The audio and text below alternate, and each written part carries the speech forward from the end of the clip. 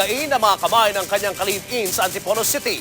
Narito ang exclusive report ni Police Patrol June Rosario.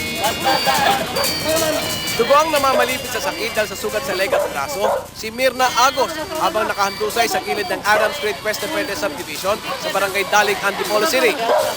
Ayon sa mga nakakita, napadpad sa kanilang lugar si Mirna dahil may humahabol daw sa kanya. Tulungan ko daw siya. Tapos nagkita ko na lang meron siyang laslas dito dalawa. Tapos nung tinutulungan na namin siyang yung laslas niya, meron pa siya dito sa leeg. Sa leeg. O tapos ang sabi niya, dun daw sa labas nangyari. 11:10 ng gabi ngayon, tumawag sa amin yung gwardiya ng Cuesta Verde at sinabing mayroong babaeng tagpuan na duguan. Agad isinakay ng mga security guard at pulis ang biktima sa crew cab ng ABS-CBN News at isinugod sa kalapit na Unciano Medical Center. Concern namin yung sa sugat niya na medyo malalim. In-explore pa namin baka may mga ugat na kailangan i-repair.